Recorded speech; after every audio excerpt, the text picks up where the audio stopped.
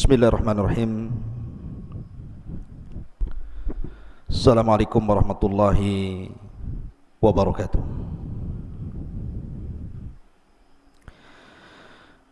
Bihamdillahi wassalatu wassalamu ala rasulillah wa ala alihi wa sahbihi wa mawalah. Wa la hawla wa la quwwata illa billahi wa ba'du.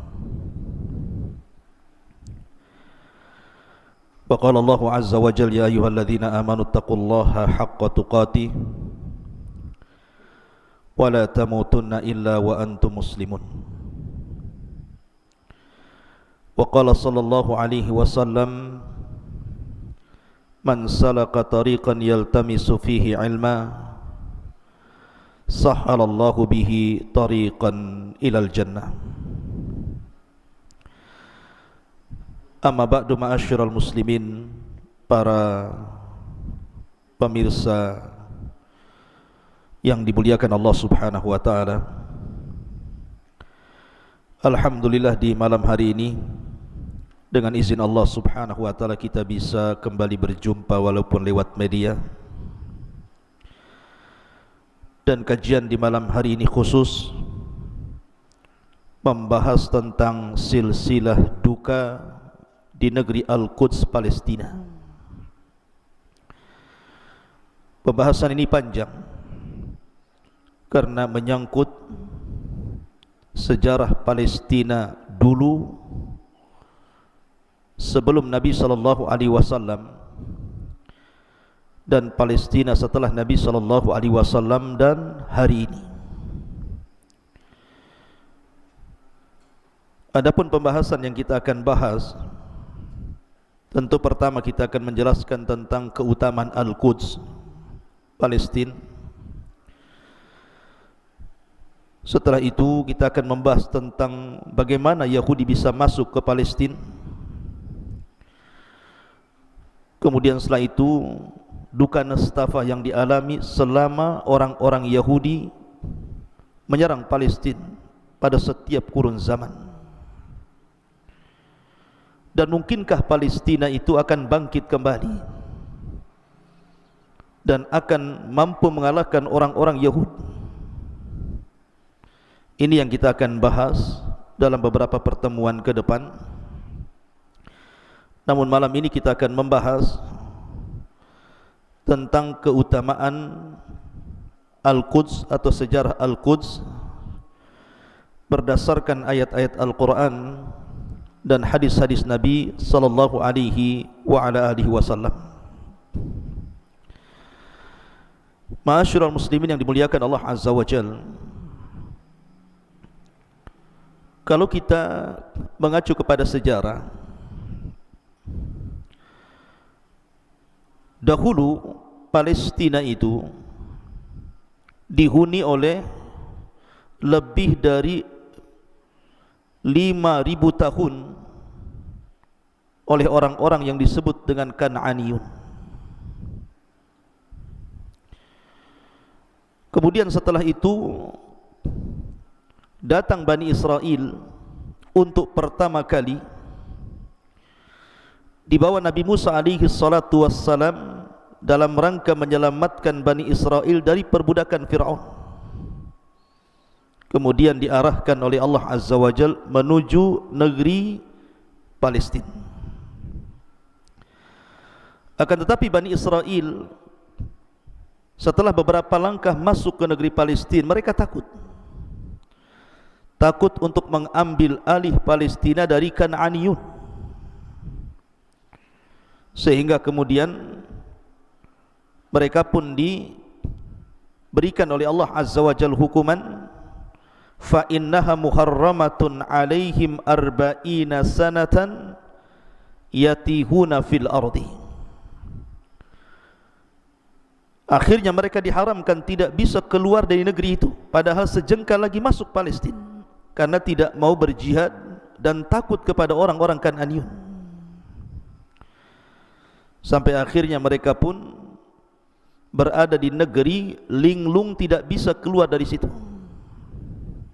Sampai wafatnya Nabi Harun dan Nabi Musa alaihi salatu wassalam. Baru setelah itu Nabi Yusha ibn Nun melanjutkan estafet perjuangan Nabi Musa dengan generasi yang baru, dan belakangan berhasil merebut Palestina dari orang-orang Kan'aniyun.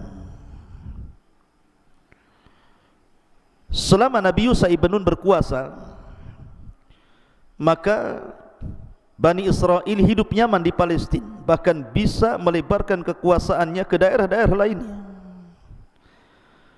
Tapi setelah kemudian Yusha ibn Nun meninggal dunia, akhirnya dikuasai oleh tentara Jalut, dan akhirnya Bani Israel pun dihinakan. Sampai pada waktunya ketika kemudian muncul raja pertama Bani Israel atas rekomendasi dari Nabi Allah Samuel alaihi salam yang bernama Talut, maka Talut kemudian berusaha untuk masuk kembali ke Palestina dari cengkraman Jalut. Kemudian muncullah nama Nabi Allah Daud alaihi salatu wassalam yang berhasil membunuh Jalut. Kemudian Talut pun menguasai Palestina kembali dan menjadi raja pertama Bani Israel setelah wafatnya diganti Daud alaihi salatu wassalam. Maka Nabi Allah Daud adalah raja plus nabi. Setelah meninggalnya Daud, kemudian tampuk kepemimpinan raja dan nabi ini digantikan putranya Sulaiman, sampai Nabi Allah Sulaiman alaihi salatu wassalam kemudian membangun Masjidil Aqsa. Bagaimana sejarahnya nanti kita akan kisahkan. Setelah Nabiullah Sulaiman alaihi salatu wassalam meninggal dunia, kemudian diwariskan kepada putranya, tetapi tidak sekuat ayah dan kakeknya, Sulaiman dan juga Daud. Maka ketika itu kekuasaan terbagi menjadi dua. Pertama Israel, yang kedua Yahuda. Jadi Bani Israel terpecah menjadi dua. Ada kerajaan Israel dan ada kerajaan Yahuda. Karena lemahnya semakin waktu, akhirnya kemudian datang penjajah dari kalangan Asyuriyun dan berhasil kemudian melemahkan orang-orang Bani Israel ini di Palestina. Maka pada tahun 586 sebelum Masehi, kemudian datanglah orang-orang Babilonia yang berada di Irak, yang ketika itu dipimpin oleh Bukhtun Nasr. Lah Bukhtun Nasr ini akhirnya kemudian menghancurkan Palestina sehancur-hancurnya, membunuh, menawan, dan merusak ma'badnya Sulaiman. Masjidil Aqsa betul-betul dirobohkan. Kemudian orang-orang Bani Israel dibawa ke Irak dan diperbudak. Baru setelah 45 tahun setelahnya, maka Persia menyerbu orang-orang Babylon ini dan berhasil mengalahkan Bukhtun Nasr, akhirnya mengembalikan Bani Israel ke Palestina dan membangun kembali bangunan Sulaiman atau Haikal Sulaiman. Maka pada tahun 3303 sebelum Masehi datanglah Iskandar Al-Makduni, kemudian menguasai Persia dan menjadikan Palestina di bawah hukum Yunan.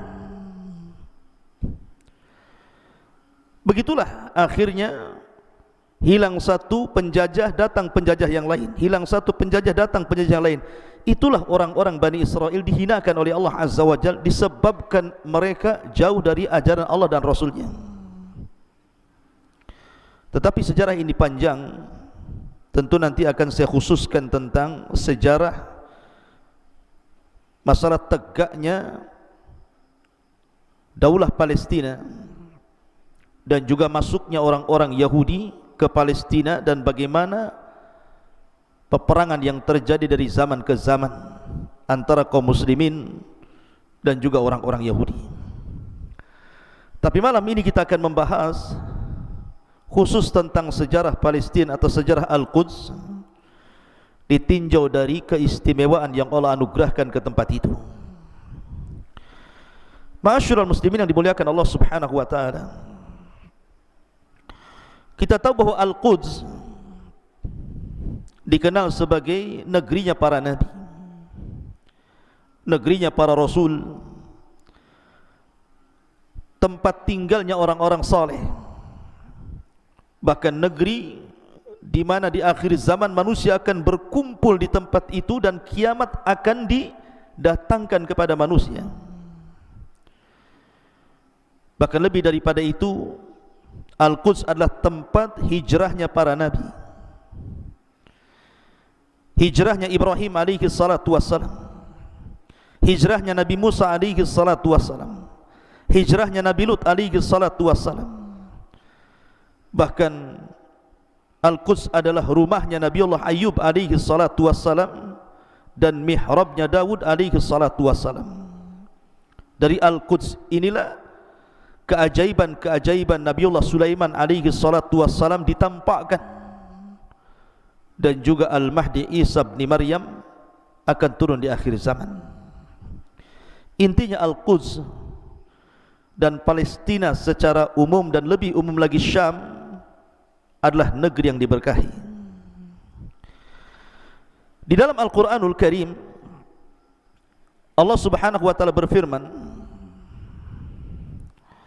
ketika mengkisahkan tentang kisah Nabi Musa alaihi salatu wassalam.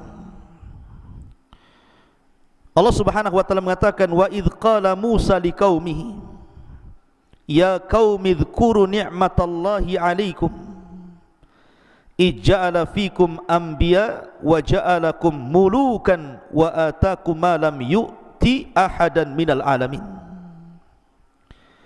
Ya qaumi dkhulul ardal muqaddasata allati kataballahu lakum wa la tartaddu ala adbarikum fatanqalibu khasirin. Dan ingatlah ketika Musa berkata kepada kaumnya, wahai kaumku, ingatlah akan nikmat Allah kepada kalian ketika Allah jadikan untuk kalian diutusnya para nabi dan diutusnya raja-raja kepada kalian, dan Allah berikan kepada kalian yang tidak diberikan kepada siapapun di alam semesta ini. Wahai kaumku, masuklah ke negeri yang disucikan, yang Allah telah catat untuk kalian, dan jangan berpaling ke belakang kalian, nanti kalian termasuk orang-orang yang rugi. Lihat di sini Nabi Musa alaihi salatu wassalam ketika mengajak Bani Israel untuk masuk ke Palestina, Musa mengatakan udkhulul ardal muqaddasata, disitulah negeri yang disucikan Allah Subhanahu wa taala. Bahkan bukan hanya disucikan, tapi negeri itu diberkahi. Dan ini disyaratkan dalam surah Al-Isra. Kalau tadi surah Al-Maidah ayat 20 sampai 26, dalam surah Al-Isra ayat pertama Allah mengatakan subhanalladzi asra bi'abdihi lailan minal masjidil haram ilal masjidil aqsa alladzi barakna haulahu.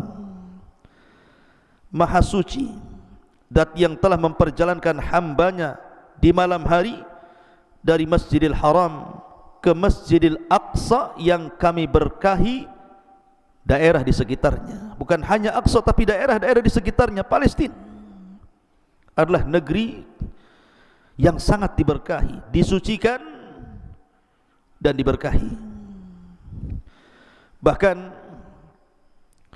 ketika Ibrahim alaihi salatu wassalam dan juga Lut keponakannya tidak sanggup berdakwah di negeri Kaldaniun di Irak, negeri yang dikuasai oleh Namrud kala itu atau disebut dengan Kaldaniun, maka Ibrahim pun hijrah, dan juga Lut ke mana? Ke Palestina. Dan Allah Subhanahu wa taala katakan dalam surah Al-Anbiya ayat 71, wa najjaynahu wa lutan ilal ardil lati barakna fiha lil alamin.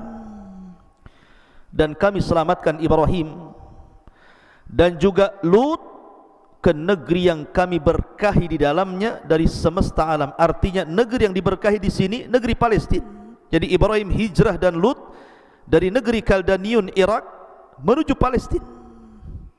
Ada apa dengan Palestina? Kenapa semua para nabi mengarah ke Palestina? Dan juga Allah Subhanahu wa taala berfirman mengkisahkan tentang kisah Sulaiman alaihi salatu wassalam dalam surah Al-Anbiya 81. Wali Sulaiman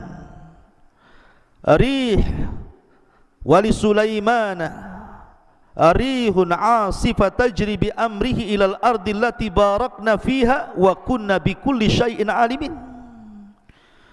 Dan bagi Sulaiman Allah kuasakan rih angin yang berjalan atas perintah Allah ke mana? Ke negeri yang kami berkahi di dalamnya. Maksudnya negeri Palestina. Subhanallah. Dari ayat-ayat ini sudah jelas bagi kita bahwa Palestina, khususnya Al-Quds, adalah negeri yang disucikan, negeri yang diberkahi, sehingga wajar menjadi tujuan hijrah para nabi. Ma'asyiral muslimin yang dimuliakan Allah Azza wa Jalla, kenapa Allah Subhanahu wa taala berulang-ulang dalam Al-Qur'an menyebutkan negeri Palestina ini negeri yang sangat berkah? Wajar, karena negeri Palestina adalah negeri tempat wahyu Allah turun pertama kali. Allah Subhanahu wa taala bersumpah dalam Al-Qur'anul Karim, wattini wazaitun, tempat tumbuhnya tin dan zaitun. Irak dan juga Syam termasuk dalamnya Palestina. Allah jadikan sumpah. Jadi para nabi terdahulu itu banyak tinggal di Palestina, sehingga banyak wahyu yang turun kepada para nabi di Palestina. Artinya Palestina itu tempat turunnya wahyu bagi para nabi terdahulu. Artinya juga tempat turunnya para malaikat, termasuk dalamnya Jibril alaihi salatu wassalam yang menghantarkan wahyu kepada para nabi dan rasul yang tinggal di Palestina. Tempat diutusnya para nabi dan rasul. Bahkan di Palestina inilah ada Baitul Maqdis, sehingga menambah kemuliaan Palestina dengan adanya Baitul Maqdis. Nanti saya akan sebutkan keistimewaan Baitul Maqdis. Yang jelas bahwa Palestina adalah buminya para nabi. Palestina adalah buminya Ishak. Palestina adalah buminya Yakub, Lut, bahkan Ismail dilahirkan di sini. Kemudian Yusuf, Dawud, Sulaiman, Isa. Bahkan para nabi hijrah ke negeri ini. Ibrahim, Lut dan Musa hijrah ke Palestina. Bahkan banyak para nabi juga yang dikuburkan di Palestina. Banyak para nabi yang dikuburkan di Palestina. Banyak para nabi yang diutus di Palestina, karena nabi yang kita kenal itu 25 nabi dan rasul, bukan dibatasi dengan 25 nabi dan rasul. Ada nabi-nabi yang tidak diketahui namanya, dan jumlahnya bukan 1-2, ribuan. Dan itu kebanyakan diutus di Palestina dan Syam dan sekitarnya. Ma'asyiral muslimin yang dimuliakan Allah Subhanahu wa taala, Ibrahim dikubur di Khalil Palestina. Ishak, Yusuf, Yakub, Harun, Musa juga dikubur di Palestina. Intinya ini negeri para nabi, bukan negeri biasa.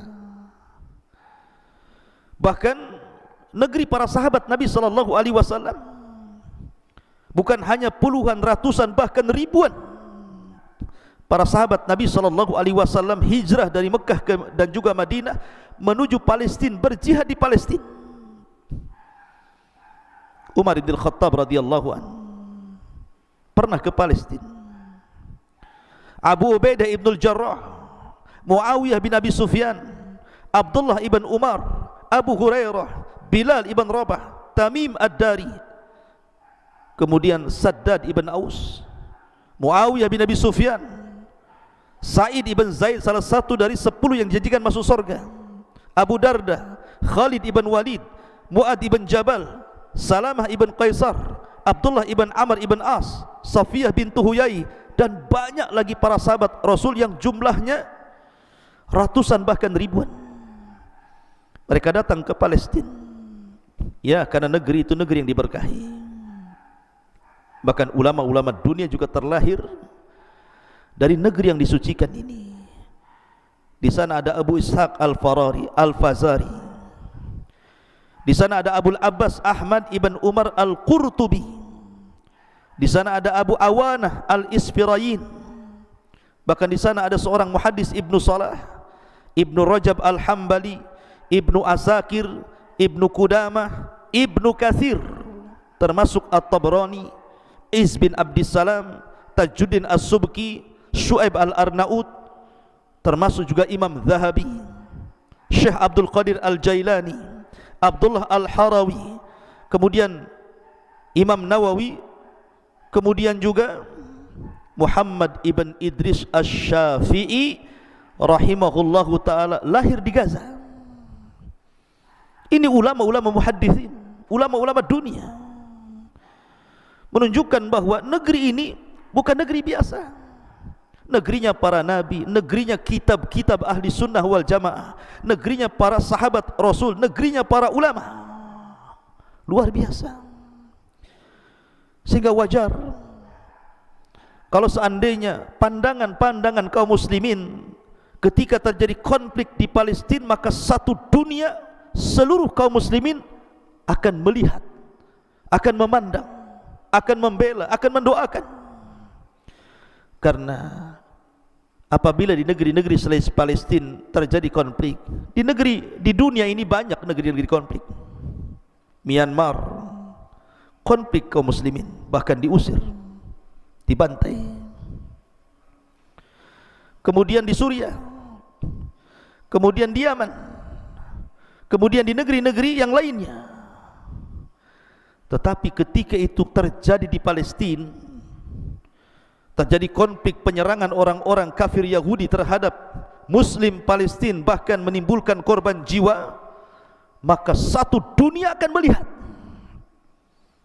Ya, karena negeri itu bukan negeri biasa. Di sini ada akidah. Ada akidah yang tertanam pada setiap kaum muslimin terhadap negeri ini. Hati kita terikat dengan negeri ini. Maka siapapun yang akan menghancurkan negeri ini, memusuhi orang-orang Islam di negeri ini, maka kita wajib marah. Marah. Karena ini ada ikatan akidah, keyakinan. Ma'asyiral muslimin yang dimuliakan Allah Subhanahu wa taala, tentu negeri Palestina ini semakin istimewa, semakin mulia dengan keberadaan Masjidil Aqsa. Karena Masjidil Aqsa banyak keutamaannya. Adapun Masjidil Aqsa sendiri adalah masjid kedua yang dibangun setelah Masjidil Haram. Kemudian yang ketiganya Masjid Quba, kemudian baru Masjid Nabawi. Dalam sebuah hadis dari Abi Dzar Al-Ghifari radhiyallahu anhu, qala, dia mengatakan, qultu, aku katakan, ya Rasulullah, ayyu masjidin wudi'a fil ardi awwalu.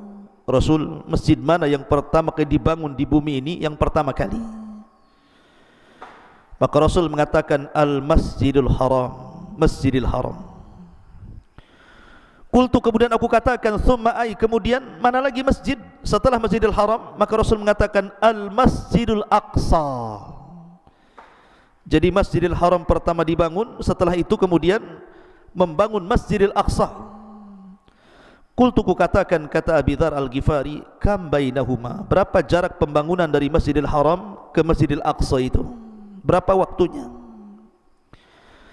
Maka Nabi SAW mengatakan, arba'una sanatan, 40 tahun.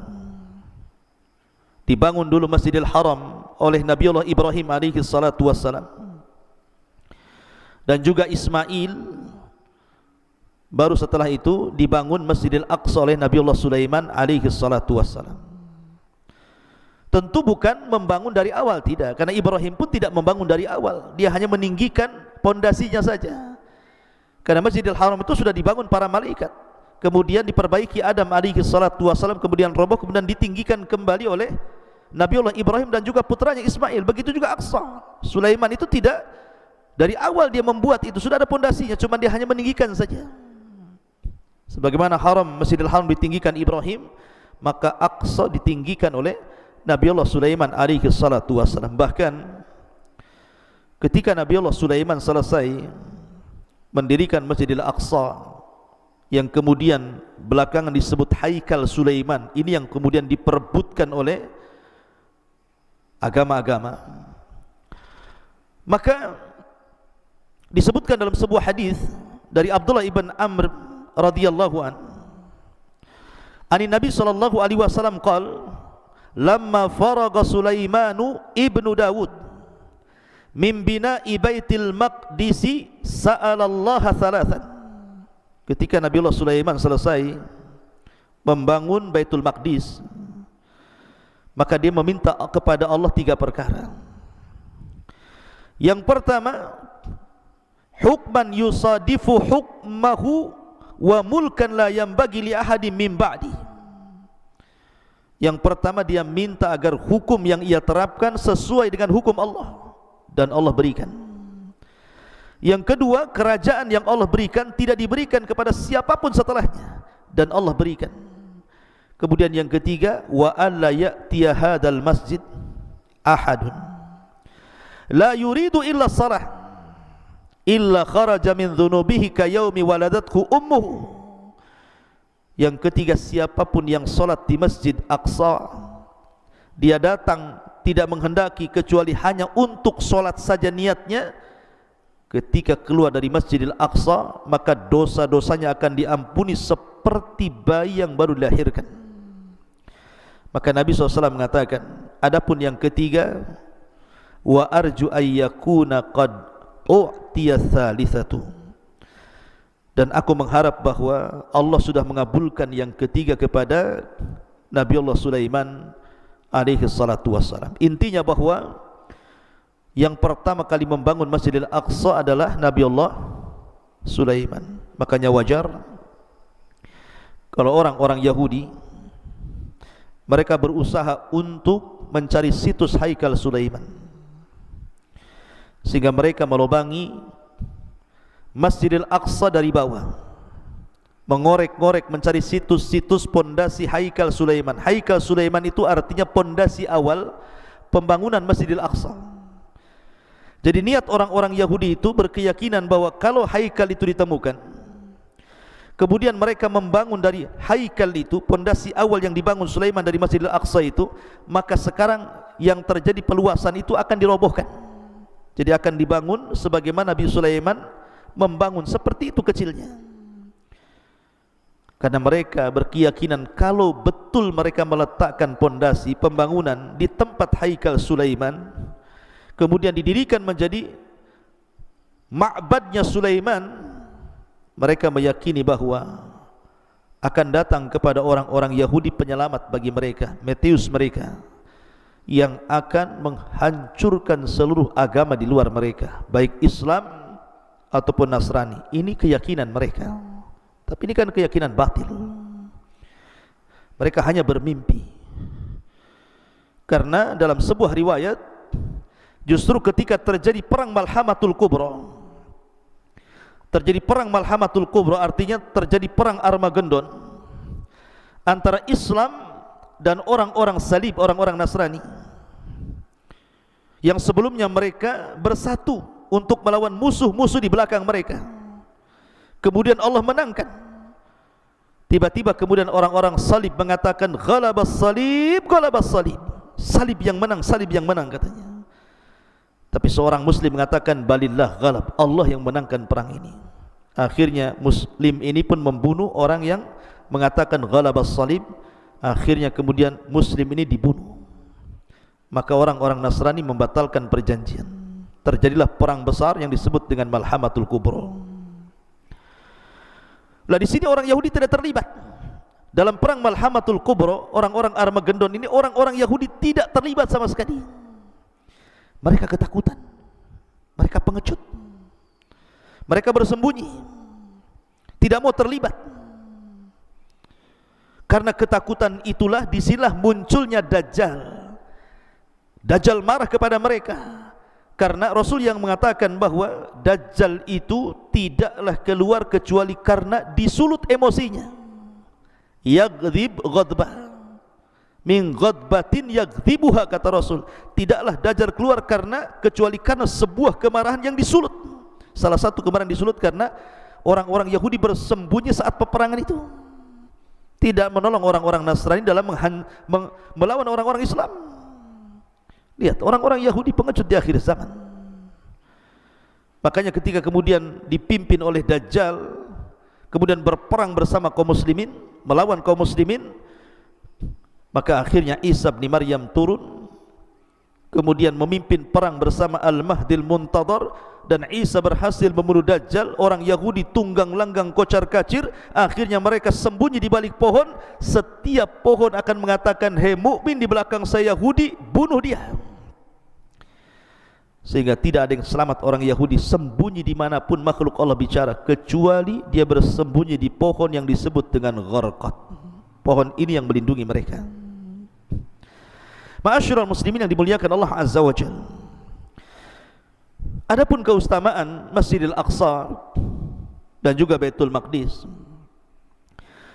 yang pertama bahwa Baitul Maqdis adalah kiblat pertama bagi kaum muslimin. Walaupun tidak lama, ketika Rasul hijrah dari Mekah ke Madinah, hanya 6-7 bulan saja Rasul menghadap Baitul Maqdis. Kemudian setelah itu Rasul berdoa agar kiblatnya dipindahkan ke Baitullah Al-Haram, dan Allah kabulkan. Sehingga Allah Subhanahu wa ta'ala turunkan ayat, "Qad nara taqalluba wajhika fis sama' falanwalliyannaka qiblatan tardaha fawalli wajhaka syatral masjidil haram." Maka palingkanlah wajahmu ke arah Masjidil Haram. Ketika tahu kaum muslimin memiliki kiblat sendiri, marah orang-orang Nasrani di zaman itu, terutama orang-orang Yahudi. Marah karena pengalian kiblat ini. Ma'asyiral muslimin yang dimuliakan Allah Azza wa Jalla, tetapi yang jelas bahwa Baitul Maqdis pernah menjadi kiblat pertama bagi kaum muslimin. Yang kedua, dia adalah masjid kedua yang dibangun di permukaan bumi. Setelah Haram sebelumnya, kemudian baru Aqsa, baru setelah itu Masjid Quba, baru setelah itu Masjid Nabawi. Walaupun yang sangat istimewa hanya 3 masjid ini saja: Masjidil Haram, Masjid Nabawi, dan Masjidil Aqsa. Dan tiga-tiganya masjid ini sangat dimuliakan dalam Islam.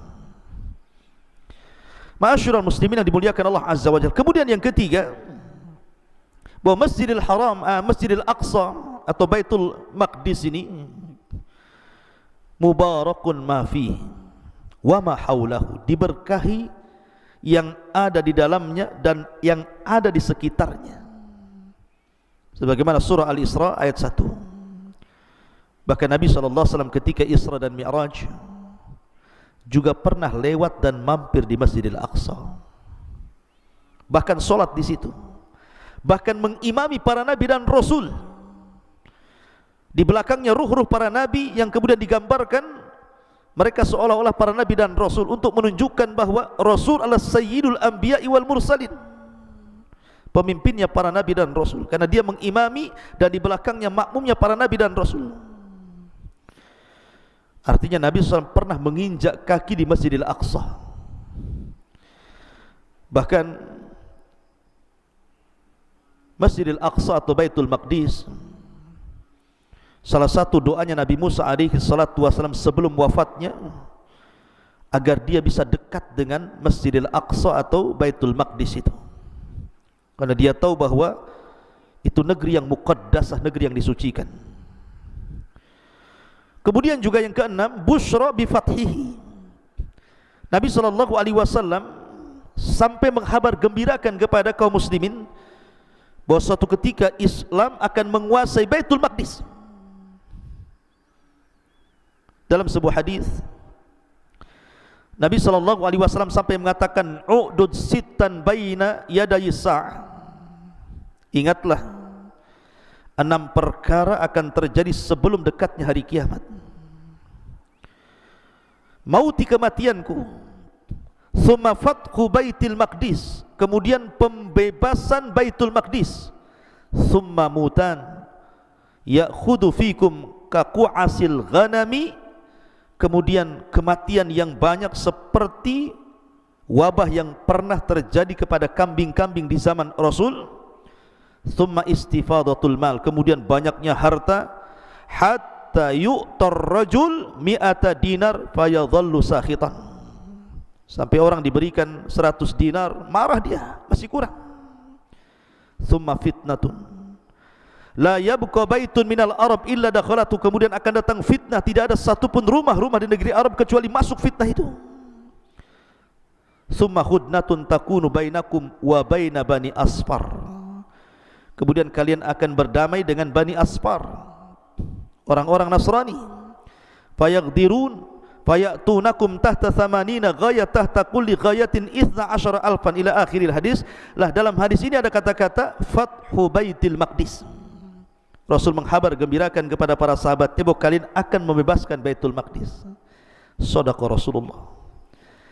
Nabi SAW benar, karena di zaman Abu Bakar pembebasan itu sudah nampak ada isyarat,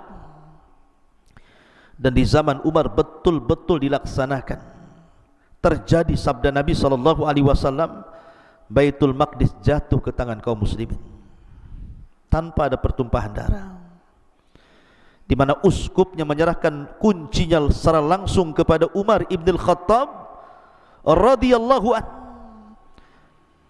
yang konon kata mereka ciri-cirinya sudah terdapat pada kitab-kitab perjanjian lama mereka, bahwa Baitul Maqdis akan dikuasai oleh orang yang fisiknya seperti ini, seperti itu, cirinya seperti ini, seperti itu. Rupanya dialah Umar bin Khattab radhiyallahu anhu.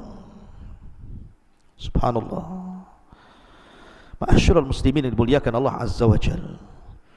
Maka sejak Umar membebaskan Baitul Maqdis, satu persatu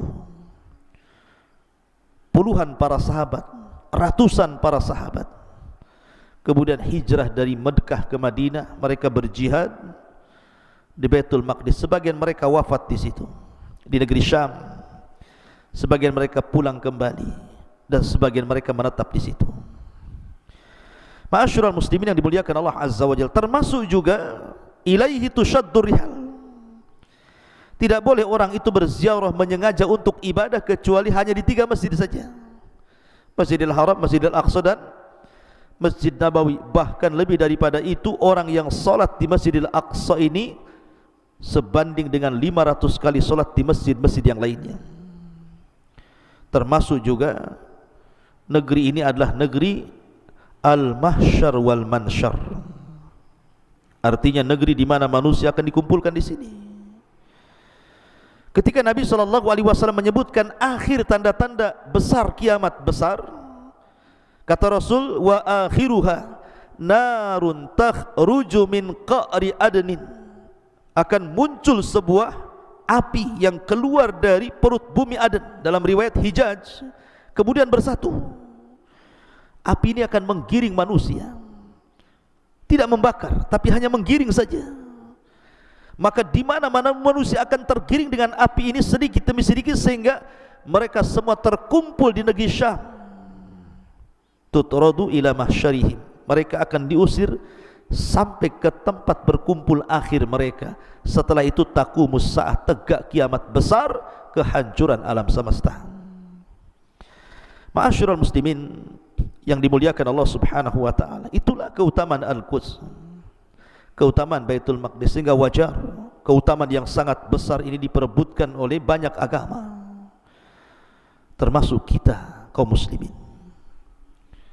Ma'asyiral muslimin yang dimuliakan Allah Azza wa Jalla, bagaimana kisahnya, kenapa pula kemudian orang-orang Yahudi bisa masuk ke Palestina, dan bagaimana Palestina dari tinjau dari sejarah, kemudian apakah mungkin Palestina akan bangkit untuk melawan kekejian orang-orang Yahudi? Maka ini pembahasan yang cukup panjang. InsyaAllah kita akan berjumpa di lain kesempatan.